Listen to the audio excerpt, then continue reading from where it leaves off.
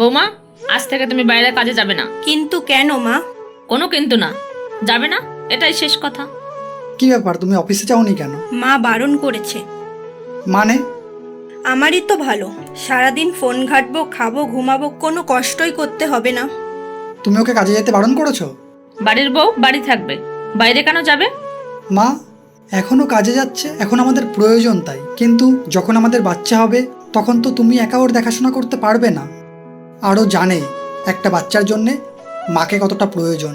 যখন আমাদের বাচ্চা হবে তখন বাচ্চার 10 বছর বয়স না হওয়া পর্যন্ত ও কাজ করবে না, কিন্তু বাচ্চার ভবিষ্যতের জন্যে টাকা তো লাগবেই। সেই জন্য ও যাচ্ছে, ওর খরচাটা তো ও চালায়, সাথে বাচ্চার জন্যেই রেখে দেয়। আরও এমন মেয়ে নয় যে বাইরে গিয়ে কাজ করবে আর বাড়ির কোনো দায়িত্ব পালন করবে না। ও তো বাড়ির দায়িত্বটাও ঠিকঠাক পালন করে, তাই এখনও কাজ করছে, করুক, কোনো অসুবিধা হবে না।